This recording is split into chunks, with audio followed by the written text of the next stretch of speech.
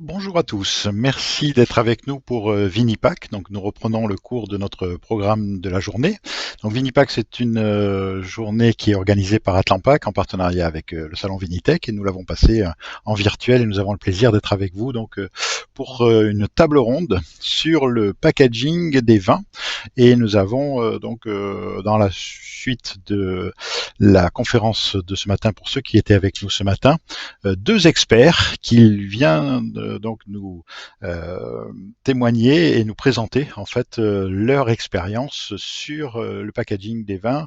Et un expert sur le design, Eric Fraisse, qui interviendra donc de l'agence OG Design dans la deuxième partie de la table ronde. Et tout de suite, Aurélie Colin-Thévenet, fondatrice de l'agence Luxlingua, à qui je vais donner la parole et qui va intervenir, se présenter son entreprise et intervenir particulièrement sur le packaging enrichi et tous les aspects en fait de médias associés à ce packaging enrichi. Donc Aurélie, eh bien, je te propose de prendre la parole et de lancer la table ronde. Merci, bonjour à toutes et à tous. Bienvenue dans cette conférence sur le packaging enrichi des vins. Merci à Atlampac pour l'invitation. Je suis ravie d'être parmi vous aujourd'hui. Alors, je m'appelle Aurélie Colin-Thévenet et effectivement, je suis la cofondatrice de l'agence Luxlingua. C'est une agence de marketing innovant qui se base sur les mots. Notre matière première, en fait, c'est le langage, si je veux être beaucoup plus précise. Donc, on travaille aussi bien les mots que les visuels et les symboles. Donc, on travaille, nous, tout ce qui est stratégie de marque. Donc, ça va être tous des mots de marketeur, storytelling, branding, naming, nos réalisations des supports de communication, bien évidemment, flyers, brochures, sites web, réseaux sociaux. Et fort de nos expériences de linguistes, eh bien, nous offrons également des services de traduction dans de nombreuses langues. Et nous sommes une équipe de 9 personnes basée à Jarnac, en Charente, au cœur de l'appellation Cognac. Vous comprendrez donc pourquoi nous sommes si spécialisés dans les vins et les spiritueux. Alors, comme je vous l'ai expliqué, nous travaillons bien évidemment de nombreux sujets. Surtout, un des sujets qui nous tient vraiment à cœur, c'est le storytelling. Alors, le storytelling, c'est l'art de raconter des histoires. Et nous avons trouvé un outil formidable pour le diffuser et surtout pour lier le consommateur au produit ou à la marque, c'est la réalité augmentée. Et plus particulièrement, la réalité augmentée sur le packaging. Mais avant de rentrer un petit peu plus dans les détails technologiques, j'ai envie qu'on se mette d'accord sur les termes. Alors, je vais commencer par vous définir ce qu'est le storytelling, pour ceux qui ne seraient pas familiers avec le sujet. Eh bien, c'est vraiment l'art de raconter une histoire dans l'idée de produire un effet sur la personne qui écoute cette histoire. Donc, dans un contexte marketing, eh bien, on peut l'utiliser, par exemple, dans la communication publicitaire. Vous avez dû entendre parler qu'il y a eu des élections à travers le monde récemment. Eh bien, notamment en communication politique, le storytelling est aussi très utilisé. Alors, à quoi ça sert, ce storytelling? Pourquoi on raconte des histoires? Alors, il y a plein de raisons d'utiliser des histoires. La première, c'est votre image de marque. En racontant une histoire, vous véhiculez vos valeurs, vous véhiculez aussi votre ADN. Ensuite, c'est les ventes. Il y a de nombreuses statistiques qui montrent que plus vous avez une histoire attachée à un produit, plus ça a un impact sur les ventes, notamment pour tout ce qui est vin et spiritueux. Ensuite, c'est la visibilité. Quand vous avez une histoire à raconter, vous pouvez la décliner sous des tas de formats et vous pouvez aussi la rendre mémorisable. Et ça, c'est un mot que nous allons utiliser beaucoup au cours de cette présentation pour que les gens se l'approprient et puis ils vous identifient à cette histoire. Et enfin, c'est l'engagement. Quand on se retrouve dans une histoire, qu'on la trouve belle, qu'elle nous touche, eh bien, on est tout de suite beaucoup plus engagé et on va se souvenir de la marque, mais aussi la préférer à d'autres. Alors, comment le storytelling affecte le cerveau? C'est très très simple, parce que ce que je vous dis, ça se retrouve physiologiquement dans votre cerveau. Donc, c'est vraiment quelque chose de très fort dans l'histoire aussi de l'humanité, cette passation d'histoire. Donc, je vous ai fait un petit schéma ici. Je ne vais pas rentrer en détail dedans. On ne fait pas de la neurobiologie ce matin. Mais l'idée, c'est que ça joue sur vos hormones, donc notamment la dopamine. Ça joue sur votre sentiment d'appartenance et ça joue sur vos connexions neuronales. Donc, c'est quand même très, très fort. Et ça veut dire qu'une histoire bien racontée et qui vous a touché, elle va laisser une trace dans votre cerveau. Ça, c'est extrêmement important parce que si ça produit des hormones et que ça laisse une trace dans votre cerveau, ça aura un impact sur le comportement du consommateur. Alors maintenant, je vais continuer avec vous pour rentrer un petit peu plus dans le vif du sujet et vous donner la deuxième définition, puisque là, on rentre dans la technologie à proprement parler. Eh bien, c'est la réalité augmentée. Alors, qu'est-ce que c'est que la réalité augmentée? Je vous l'ai définie ici de manière très brève.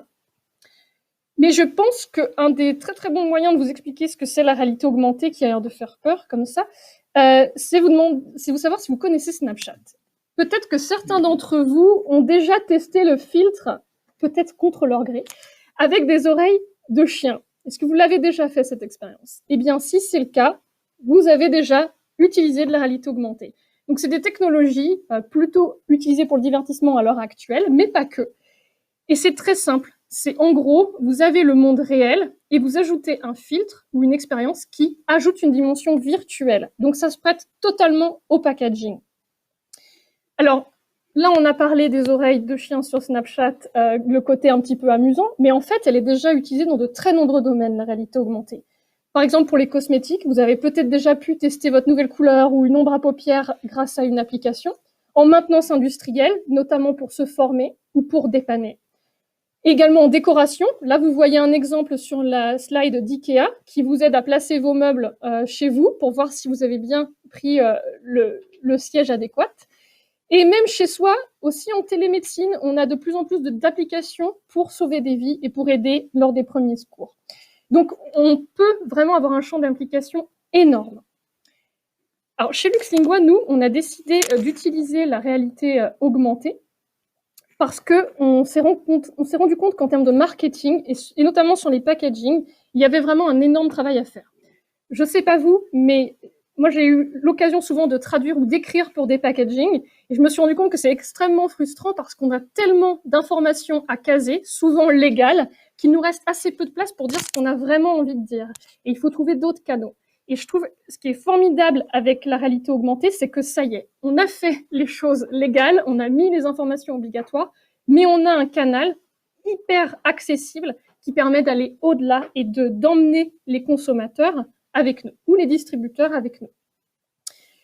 Alors le storytelling, j'ai donné quelques informations aussi, quelques statistiques ici, qui expliquent pourquoi ça fonctionne et pourquoi c'est bien pour les vins et spiritueux, parce qu'il y a un impact vraiment important, c'est la différenciation. Quand vous avez de la réalité augmentée, qui est quand même encore quelque chose d'un peu nouveau, vous faites une différence par rapport à vos concurrents, par rapport à vos autres produits de gamme, et vous renforcez la fidélité avec vos clients, parce qu'ils sont plongés dans cette expérience, parce qu'on utilise les leviers du storytelling que je vous ai décrits plus tôt. Je vais reprendre les mots d'un grand sage qui est présent aujourd'hui et qui vient d'intervenir à la conférence précédente. Jean-Christophe a dit « La mémorisation du packaging est essentielle pour le rachat ». Et effectivement, moi je ne vois pas de moyen beaucoup plus efficace et beaucoup plus esthétiquement plaisant pour le consommateur que la réalité augmentée pour ancrer cette mémorisation. Un des gros soucis que beaucoup de personnes ont, c'est de savoir que j'ai adoré le produit, mais qu'est-ce que c'était déjà? Qu'est-ce que j'ai bu et où est-ce que je l'ai acheté? Avec la réalité augmentée, vous laissez une trace et selon le moyen de diffusion, vous pouvez retrouver la marque et rejouer l'expérience. Donc ça nous semblait être vraiment un moyen excellent pour nous de raconter une histoire, d'aller au-delà du packaging, de fidéliser le consommateur, de vous distinguer et de renforcer votre positionnement et la mémorisation. Je continue. Excusez-moi, c'est passé un peu vite. Qu'est-ce que nous faisons? En tout cas, en réalité augmentée, comment nous travaillons? Alors nous, on utilise le packaging connecté. Comme je vous l'ai dit, c'est devenu très très vite une évidence dès que nous avons commencé. Et nous avons sorti donc 2 produits. Le premier, c'est Project Stars, qui est sorti en janvier 2019. Donc c'est un produit que nous avons dévoilé en exclusivité au CES Las Vegas, où nous étions exposants. Et nous, on a toujours fait le pari, et en tout cas avoir un parti pris très fort de ne pas croire aux applications dédiées, ce qui est la majorité sur le marché à l'heure actuelle. Pourquoi? Parce qu'elles offrent parfois, et j'insiste sur le parfois, des expériences de qualité, mais elles ne sont pas vraiment pratiques et pas vraiment utilisées par les consommateurs. Vous avez une énorme déperdition quand les gens doivent télécharger l'app et l'utiliser. Nous, on a misé dans un premier temps sur les réseaux sociaux et un vrai contenu propre à la réalité augmentée. Parce qu'il y a malheureusement sur le marché aussi beaucoup de gadgets qui vont vous montrer des médailles, par exemple, en réalité augmentée, alors que franchement, vous pouvez y avoir accès à cette information en tapant dans Google. Donc nous, on a voulu faire un contenu qui soit vraiment esthétique, intéressant et informatif.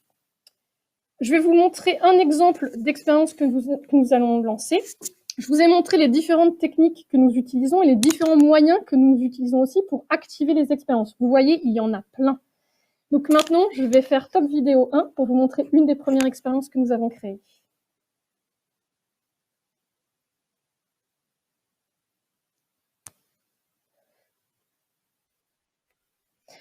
Ce qui est hyper intéressant dans cette expérience et pourquoi nous l'avons créée, c'est pour la marque de cognac François Voyer, qui est une marque indépendante, familiale.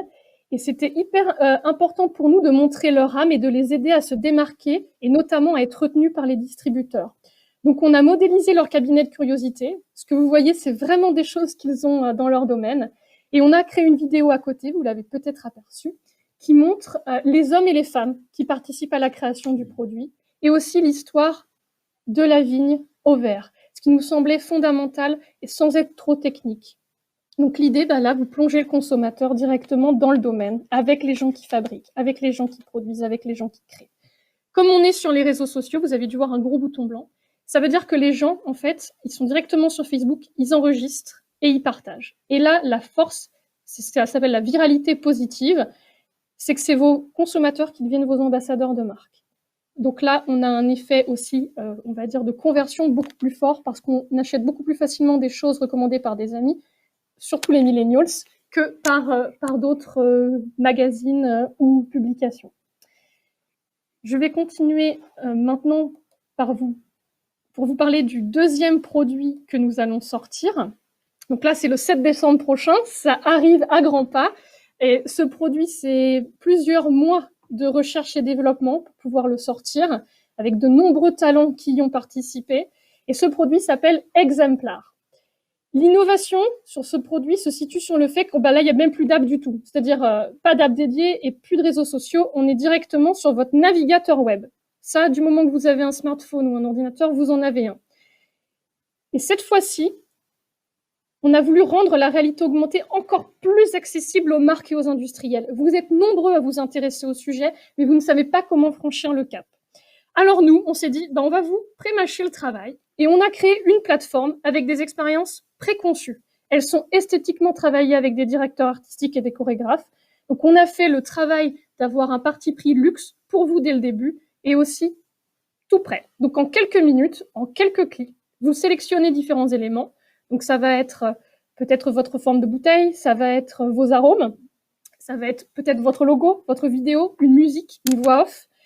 Et l'expérience se construit directement sous vos yeux en temps réel. Ça veut dire qu'en quelques clics, vous pouvez télécharger votre expérience gratuitement et l'utiliser sur vos bouteilles. Si ensuite vous avez besoin de personnalisation, bien sûr, il faudra nous en reparler et ce sera un autre sujet. Mais néanmoins, si vous avez envie de tester la réalité augmentée sur le web avec nous et sur vos packaging, gratuitement, vous pouvez le faire. Et je vais maintenant lancer la deuxième vidéo.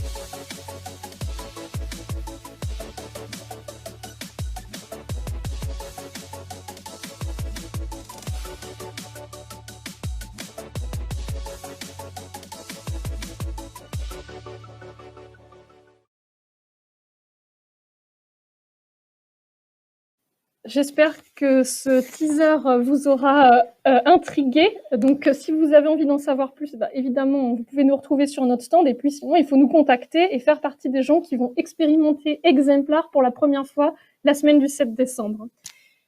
Je vais continuer cette présentation parce que je vous ai parlé de réalité augmentée, mais j'avais envie de vous dire qu'il y a plein de choses que vous pouvez utiliser pour animer votre bouteille, votre présentation. Il y a plein de technologies. Donc, j'ai essayé de vous faire un petit bref rappel sur ce que vous pouviez utiliser. Il y a la réalité mixte. Exemplar rentre dans cette fourchette, mais il y a plein d'autres choses qui vous permettent de mélanger réalité virtuelle avec le casque.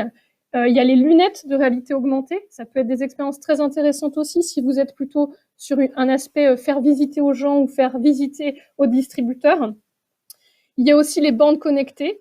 Ça peut être utilisé sur des salons quand ils ne sont pas virtuels, mais aussi chez vous, quand vous êtes dans votre domaine ou que vous essayez de montrer vos produits. Et il y a aussi les chatbots interactifs. Donc nous, on en a déjà créé de ces petites bêtes. Les chatbots, c'est des robots conversationnels.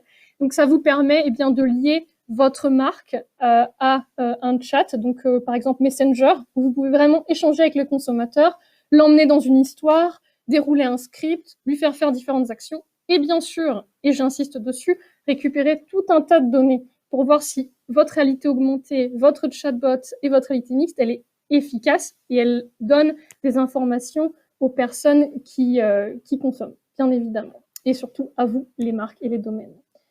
Cette présentation arrive à son terme. Je vais devoir malheureusement vous quitter pour cette présentation.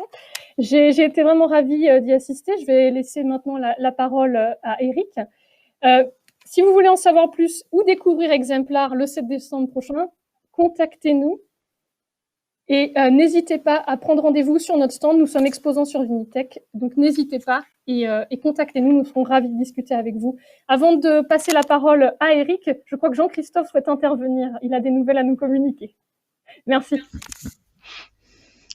Merci beaucoup Aurélie. Donc c'est vraiment important de rappeler que vous êtes exposante, l'entreprise LuxLingua est exposante sur le salon, donc vous avez la possibilité de prendre contact sur le salon toute la période, encore demain, et Aurélie et toute son équipe sera vraiment à votre service pour vous donner plus d'informations et surtout vous montrer que c'est accessible.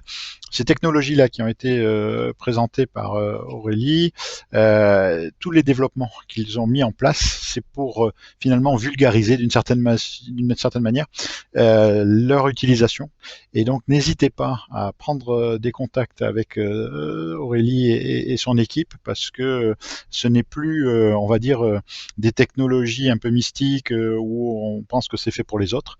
Aujourd'hui, le packaging enrichi, c'est un packaging qui doit être utilisé dans le domaine du vin parce que dans ces domaines-là, on a besoin justement d'informations complémentaires, d'expériences et évidemment de développer un packaging et un design vraiment comme un investissement stratégique. Et là, je vais laisser la parole à Eric Fraisse, directeur de l'agence Oser Design, qui va justement témoigner sur les travaux qu'il fait pour ses clients, sur cet investissement important qu'est le design, qu'il faut absolument prendre en compte dès le début d'une réflexion sur une entreprise, un produit, sur son histoire. On a vu que tout ça est lié à raconter une histoire et créer des émotions.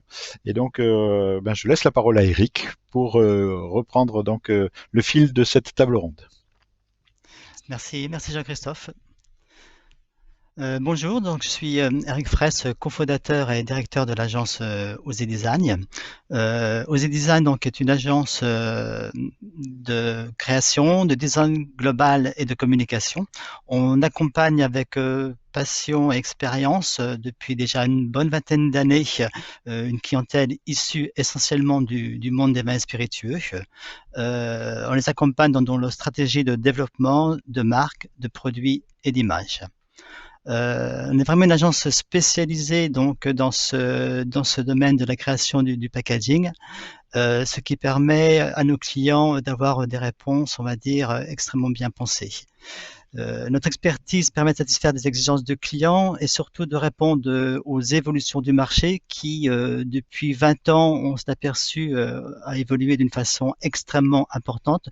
Le consommateur a changé, le mode de consommation a changé et bien sûr, les produits, on ne les pense plus du tout de la même façon. C'est pour ça qu'on doit, nous, se tenir au courant de tout ce qui se passe dans le monde à travers la consommation, comment le consommateur perçoit le produit, qu'est-ce qu'il a envie d'acheter, qu'est-ce qu'il a envie de consommer. Et on s'aperçoit que les consommateurs actuels sont très très différents des consommateurs d'il y a 20 ans, avec une certaine, on va dire, sont beaucoup moins fidèles aux marques. Ils changent de produits régulièrement, ils ont envie d'être séduits et les habitudes ne sont plus du tout les mêmes en termes d'achat.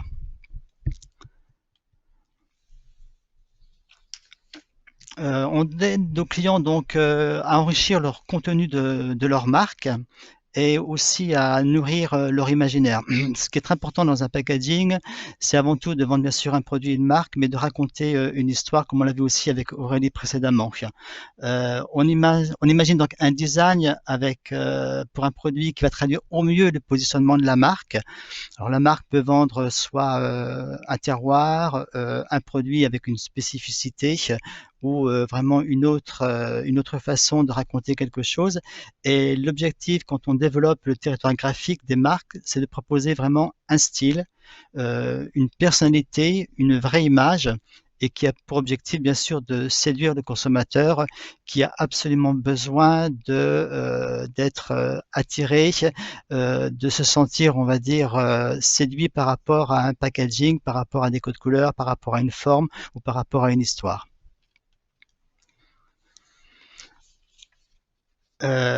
Pourquoi le packaging est-il important? Alors, bien sûr, c'est lui qui protège le produit, mais il est quand même l'élément déclenchant, c'est lui qui va donner l'impulsion d'achat. Un tiers de la décision d'achat repose sur le packaging. À travers la forme, qui est vraiment l'attribut qui va attirer le consommateur vers un produit. Le code couleur aussi joue un rôle très très important. Donc c'est vraiment deux choses sur lesquelles on fait très attention dès qu'on entame une création de design pour un produit. C'est aussi un véritable donc, outil de communication. L'identité visuelle se construit autour du design de la marque.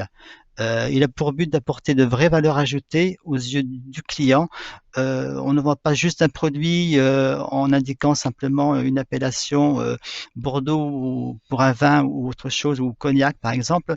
Il faut absolument que l'on amène d'autres messages pour attirer ce consommateur et lui raconter quelque chose.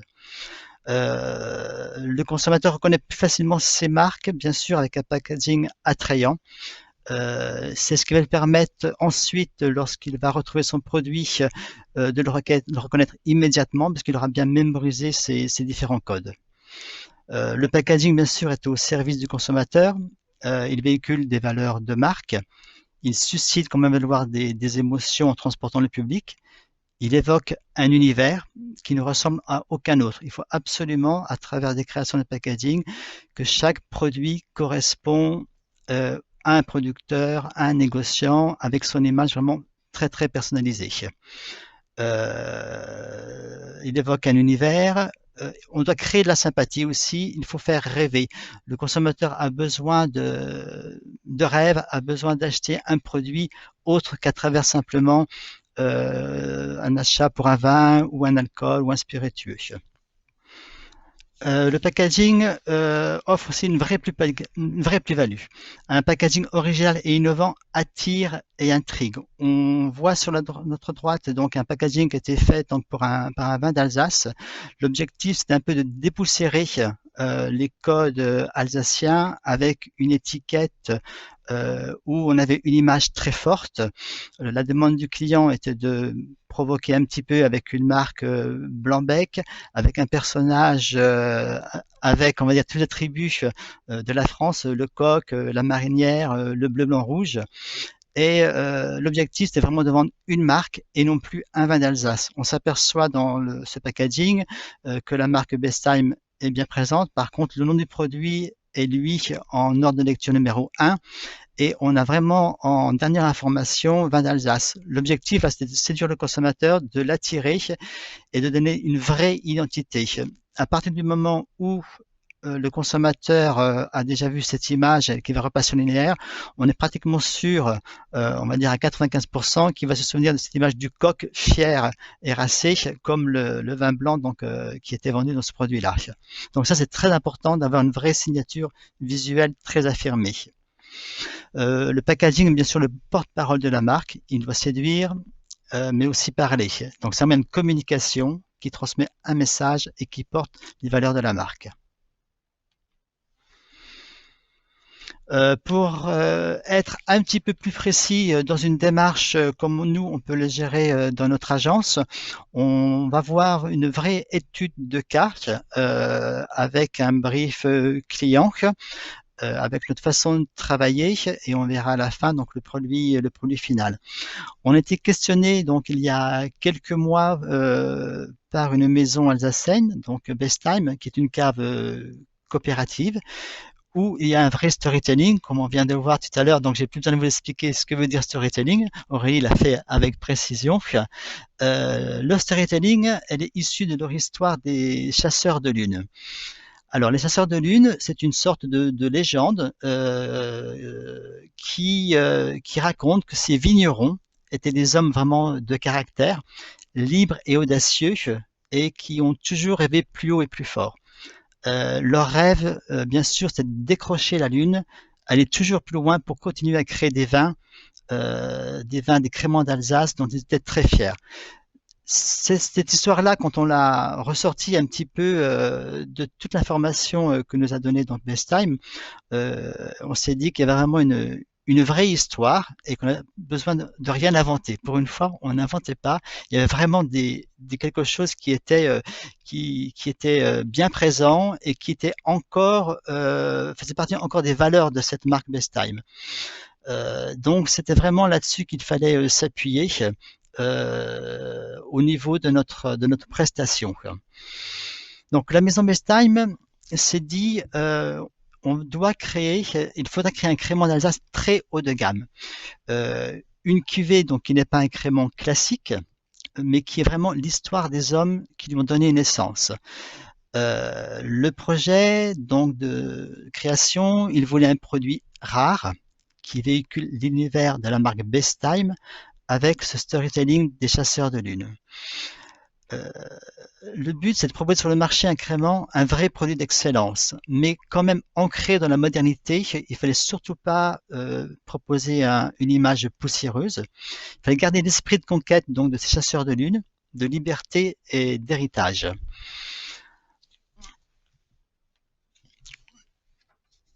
Sur cette offre, bien sûr, le produit doit être également d'exception. Donc, on travaille sur un crément d'Alsace millésimé, un cépage pinot blanc avec une parcelle vraiment identifiée. Là, vous excuserez mon accent alsacien, donc Strankenberg, avec, on va dire, une quantité, pareil, très très limitée, donc 1000 bouteilles, et un prix de vente public 50 €. Donc, ce qu'il faut se rendre compte, c'est qu'en général, un crément haut de gamme se vend entre 15 et 20 €. Donc là, il y a vraiment une vraie volonté de positionner le produit avec un positionnement très haut de gamme. Le persona qui était donc recherché, c'est un consommateur à la recherche d'un crément exceptionnel, un crément rare, un crément qui permettait de voyager par ses origines, son terroir ou encore sa conception. Les objectifs pour Bestheim, c'était bien sûr de booster leur notoriété de marque. Positionner Bestheim comme la référence du crément d'Alsace, une catégorie qui est encore inoccupée, et innover avec un packaging digne des plus grands champagnes. On va rentrer de façon un peu plus pratique dans la démarche d'une création de packaging pour ce genre de brief. Sur cette demande, on avait donc une seule contrainte, c'était utiliser le code couleur bleu de la marque qui fait partie de l'ADN de Bestheim. Donc ça, c'est notre seule contrainte.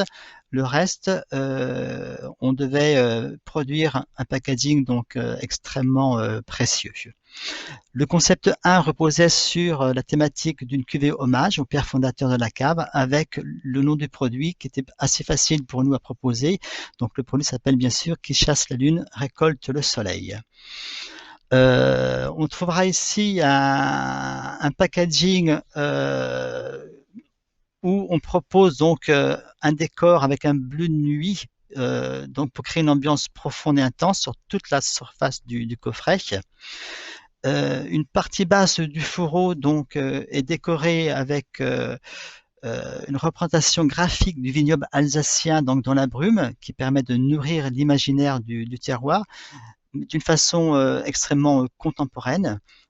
Et le tout est posé sur un socle or satiné permettant de sublimer la teinte bleu nuit. Le médaillon or qui symbolise la lune crée le lien entre le fourreau et le socle. La bouteille, elle, est simplement habillée d'une étiquette très fine qui permet donc d'apporter une information consommateur importante, le produit, le cépage, la parcelle, le millésime. L'objectif donc était assez, on va dire, entre guillemets, atteint, de proposer à Bestheim une image d'un produit rare, d'un produit luxueux et qui pouvait vraiment rivaliser avec les grandes marques de champagne. Dans cette proposition, bien sûr, on essaye d'exploiter donc d'autres pistes. Le client doit pouvoir choisir, on doit l'accompagner et il faut que dans les univers qu'on propose, il ait un coup de cœur. La deuxième piste est toujours respectueuse des codes couleurs de la marque, donc le bleu est présent, le nom de cuvée devient audace, bien sûr comme le sont les chasseurs de lune, donc audacieux. Là, ce coffret bleu nuit symbolise l'immensité du ciel nocturne et on joue sur les contrastes de couleurs or et bleu. Le rabat intérieur permet de présenter et d'expliquer donc la légende des chasseurs de lune, un élément important pour le consommateur qu'il puisse comprendre un petit peu qu'est-ce qui se passe autour du storytelling. Et la bouteille, idem, est sobrement habillée avec une toute petite étiquette bleu nuit. Une petite spécificité pour ce genre de produit, on a volontairement laissé le bouchon liège apparent pour apporter une touche d'originalité et qui permet de sublimer en même temps donc le muselet or. On a préparé aussi un petit cabochon or qui sécurise le bouchage et qui apporte une pointe de richesse sur la partie haute. Et pour finir et compléter donc la présentation donc pour notre client, donc la troisième piste avec un nom de cuvée donc bleu céleste qui était un hommage à la couleur Bestheim et à la nouvelle génération des chasseurs de lune. Le coffret donc est d'une couleur bleu nuit, une couleur profonde, intemporelle. Un texte minimaliste, un croissant de lune apporte une petite touche d'or, des éclats lumineux aussi sur le coffret pour enrichir ce coffret. L'habillage de la bouteille, lui, est une réplique du design du coffret, ceci pour éviter une surcharge de décor, et on conserve ainsi une image pure, élégante et contemporaine. Donc ces trois pistes-là ont permis à nos clients de conforter leur idée première de développer et de proposer sur le marché un produit rare et luxueux. Ce que je n'ai pas dit auparavant, c'est que ce produit rare et luxueux est destiné à être vendu simplement en boutique. C'est pas un produit de grande distribution. L'objectif était aussi de pouvoir expliquer le produit donc aux consommateurs. Sur le dernier slide, on va pouvoir apercevoir donc le produit fini tel que le consommateur donc peut le trouver donc en vente. Le choix est très rapide sur la piste numéro 1 avec ce coffret de type fourreau. Et les éléments, on va dire, pratiquement de création ont été exécutés sans beaucoup de changements. Donc on a vraiment une réponse assez pertinente par rapport au produit, par rapport, excusez-moi, au brief client. Le produit fini donc est vraiment à la hauteur de la demande, un produit haut de gamme, rare, exceptionnel et qui se positionne tout à fait dans le même on va dire groupe des champagnes très très luxueux. Maintenant, le produit, donc, il est en vente. Il commence à rencontrer un franc succès. Bon, les 1000 exemplaires sont pas encore vendus, mais ils en sont pas loin. Donc, je vous remercie beaucoup de votre attention. Et si vous voulez nous contacter pour le moindre projet, n'hésitez pas à revenir vers nous. On se fera un plaisir de vous écouter et de répondre à vos demandes. Merci beaucoup. Merci Eric, merci Aurélie. Donc, on a notre partie table ronde. Notre présentation permet justement d'avoir cet échange ensemble. Ce que je voulais ajouter par rapport à la présentation d'Eric à l'instant, c'est que on voit bien dans sa démarche que c'est une compétence de conseil qui est fournie aux clients et que c'est bien l'écoute au départ de l'histoire du client qui est finalement magnifiée par le travail ensuite du designer, mais c'est des allers-retours importants pour que, in fine, ça soit le client qui choisisse réellement la présentation. Et donc, un petit peu pour rebondir, je sais que Eric, tu as choisi donc cette présentation et cette qualité justement positionnée haut de gamme, et c'est donc une ambition vraiment très forte de la marque.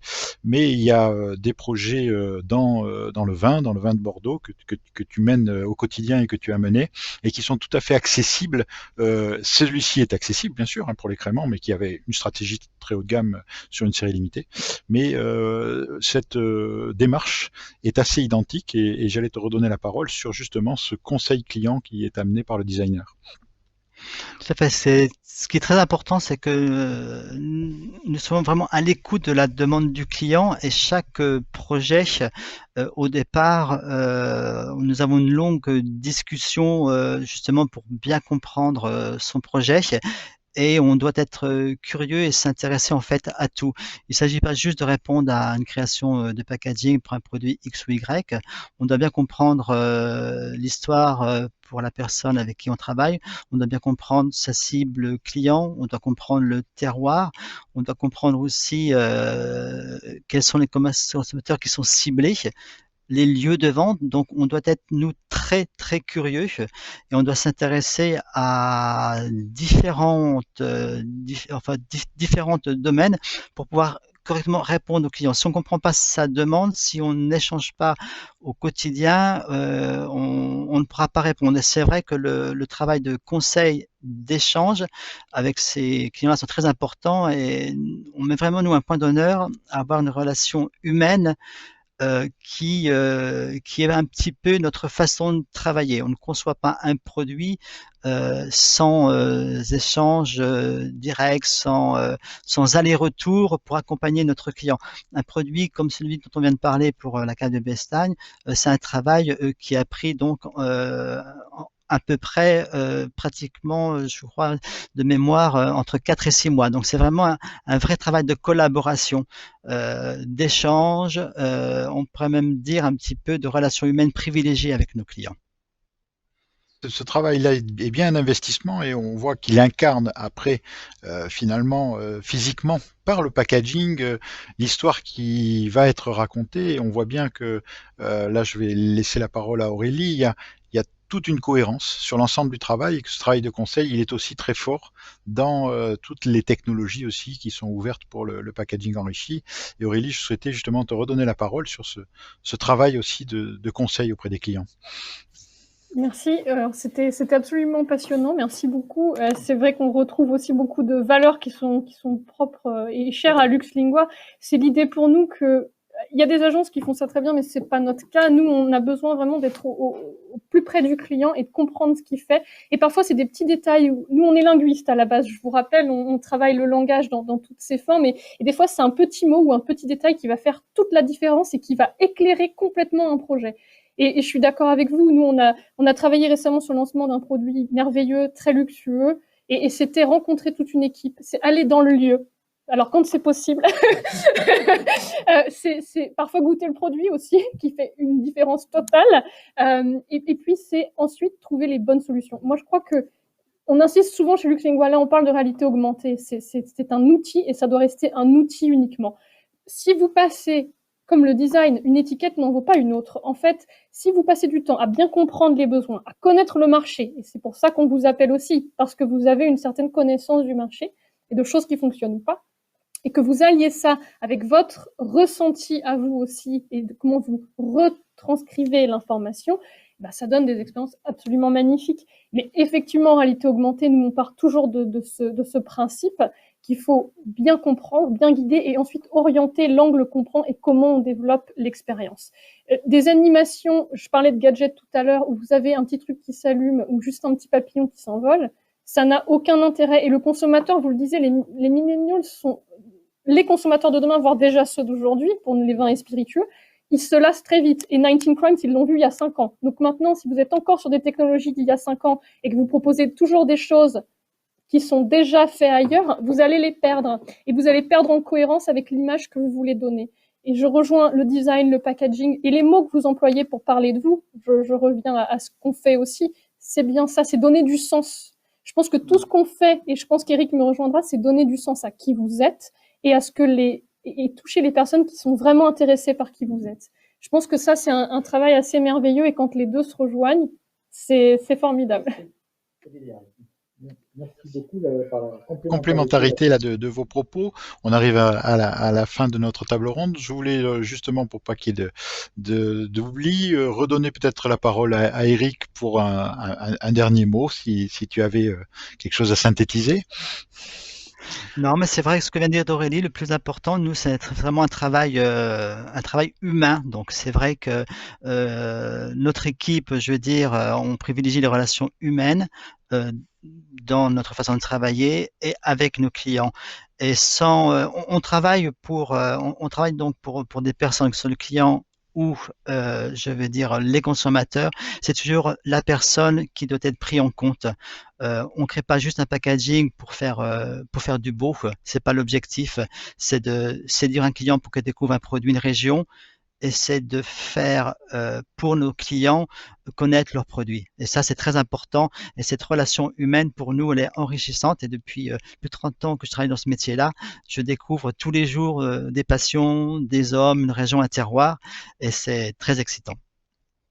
Merci beaucoup Eric. Donc Eric Fraisse de la société Osez Design, donc la région Nouvelle-Aquitaine, hein, on est vraiment proche de Bordeaux, basé à Angoulême. Eric et son équipe est à votre service pour développer tout type de projet. Et je vais de la même façon redonner la parole à Aurélie pour peut-être synthétiser aussi notre table ronde. Ok, merci. Alors c'est vrai qu'on a dit beaucoup de choses. Moi, je pense que ce qui est important, c'est la cohérence. C'est la beauté avec un grand B, c'est-à-dire faire des belles choses, mais aussi en termes de valeur, produit. N'hésitez pas à montrer qui vous êtes. Et j'ai envie de vous dire, et c'est le petit point Covid, parce qu'on l'a abordé en filigrane, mais on a plus besoin que jamais, en tant que marque et en tant que, on va dire, écosystème autour des marques, des domaines, etc., de recréer un lien très fort avec le consommateur au-delà des points de vente habituels. Donc, utilisez les technologies, le design, tout ce que vous pouvez pour maintenir ce lien et pousser votre marque là où vous pensiez avant ne pas pouvoir l'amener. J'ai envie de vous donner ce message d'espoir, c'est que la technologie vous y aide, le design vous y aide, maintenant c'est dans vos mains. Testez les choses, faites vos enquêtes et allez-y, lancez-vous. Je pense que tout le monde a y gagné, vous et le consommateur aussi au final. Merci beaucoup Aurélie Colin-Thévenet, donc fondatrice de l'agence LuxLingua qui est basée à Jarnac, donc aussi en Nouvelle-Aquitaine, proche de Bordeaux. Et n'hésitez pas à prendre contact alors sur le salon durant la période jusqu'à demain, mais plus généralement auprès donc de LuxLingua pour justement développer et créer des packaging innovants. Voilà, merci à tous de votre attention. Et puis donc on clôture notre table ronde de ce matin et on se retrouve, j'espère nombreux, cet après-midi pour des présentations un peu plus technologiques qui sont quand même complètement associées au design packaging, à la fois sur le décor des bouteilles et sur leur ennoblissement et notamment sur tout le travail d'étiquette et d'étui. Merci à tous, bon appétit, au revoir.